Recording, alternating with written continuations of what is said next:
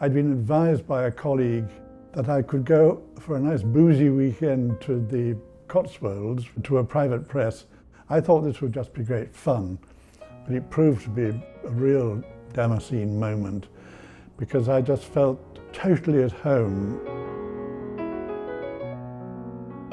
I then quickly decided that I had to be able to do this for myself, and over the years I acquired a number of presses, started doing little exercises myself, entirely teaching myself by making mistakes. I used to be perfectly happy to live in London and commute into the centre in all these ghastly trains and so on. That went on for a number of years. That's when we came down here. We are in Wales, but it's only just in Wales.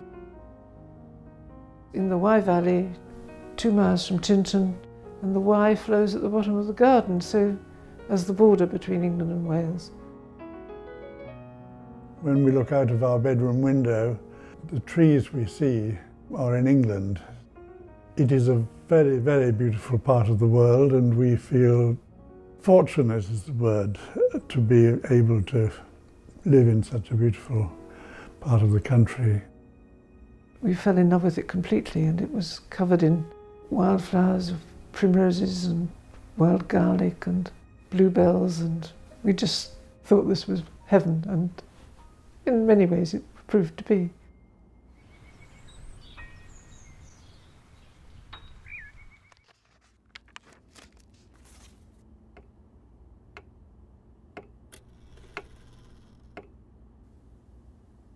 Art has always been important in my life, and certainly Frances when we got married.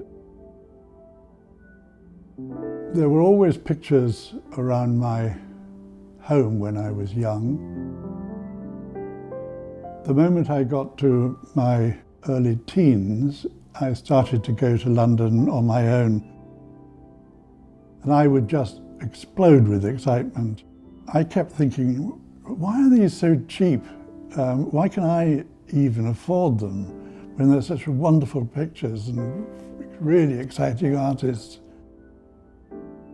We've been passionate about painting and imagery and books that have interesting images in them and covers, and we started really with collecting those and then wanted to create some ourselves. We decided we were going to do books, and we needed a name. We looked at our book plate, which was designed for us by Robin Tanner, and he had chosen a Wiltshire style in the form of an H, which was his wife's name, Heather, and so he then did a press mark for us, and we decided that we would call it the Old Stile Press. The start point for our books is pretty well always meeting an artist.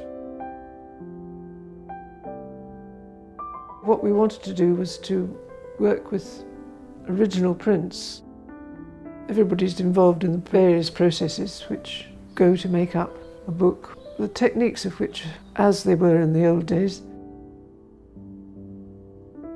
From the time that they're conceived, when we meet the artist, decide what to do, at that stage, it may be then that the artist starts a 2-year stint, 3-year stint, sometimes 4-year stints of making the blocks from which I will print.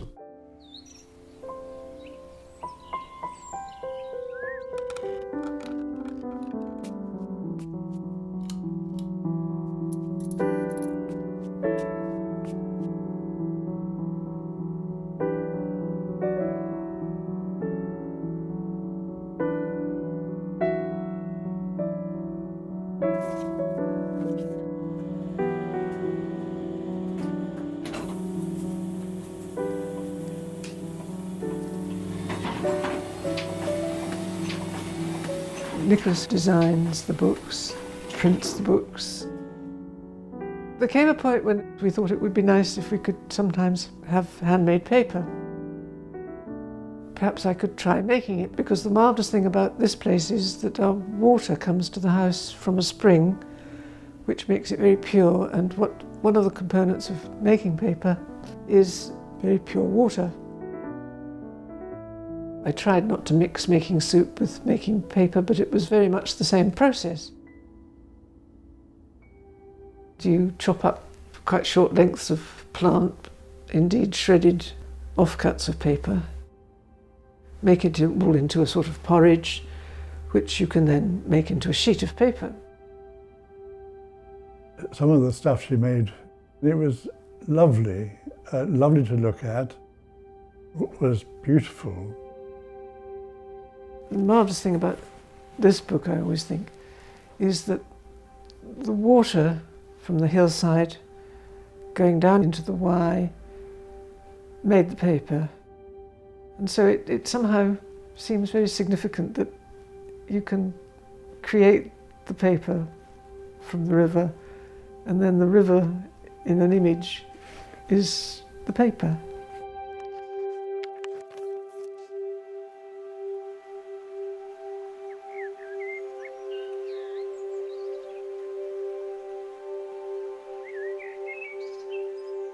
When it comes to how many books we have produced, I'm not absolutely sure, but it's slightly less than 100.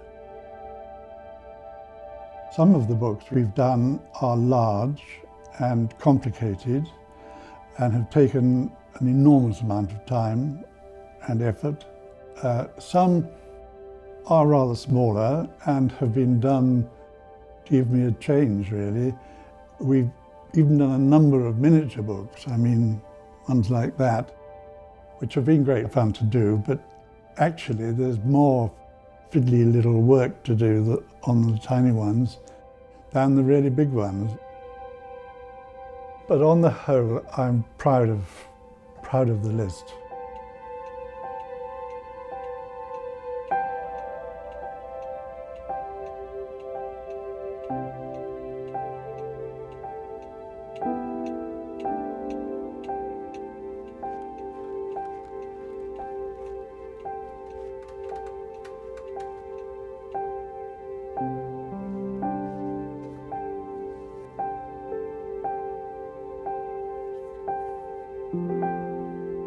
One of the great sadnesses in my life is that I have never been able to draw or paint.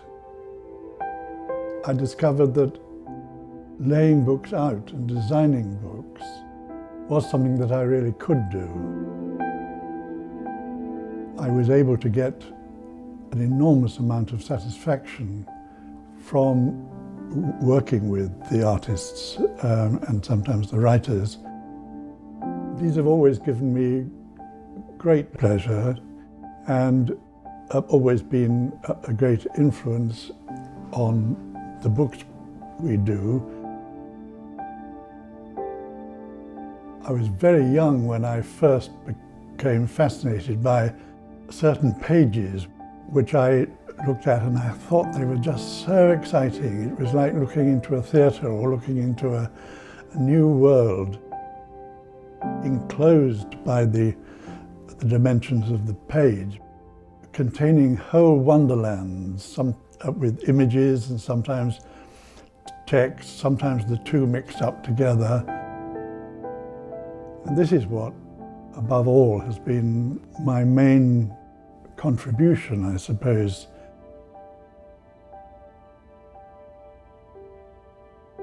People say, and I can see what they mean, that they can tell an Old Stile Press book from quite far away. Something of a stamp, something of a style, something of a feeling or approach or something has come from me and my design, whether the book is about this or that or the other.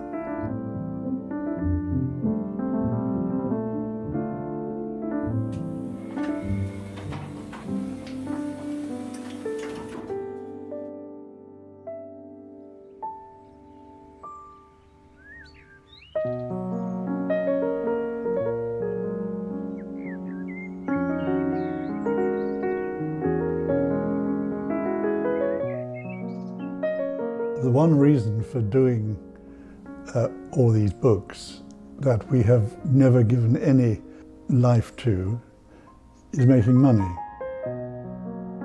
We do exactly what we and the artists want to do. We choose the artist we work with, and the artist can choose how they want to make their images. It's all very individually driven. It's not for some other reason that we have to do it. A number of lovely young people have said, gosh, your life must be really exciting. All these beautiful books and working with a lovely place and doing all this. How could I do it? We just have to say, you mustn't do this in order to make money. If we wanted to make money, we'd produce hundreds of little books of cats. We don't instantly sell out every edition, which many people think private presses do, because they used to in the 20s and 30s. We don't immediately do that, but then it's nice to find people suddenly coming upon a book we did 20 years ago and, oh God, that's wonderful. Never seen that before. You've still got a copy? Oh, how very exciting. These sorts of books don't just get chucked away because the paper's gone brown at the edges and you don't really want to see them anymore. They will hopefully go on into the next generation and further.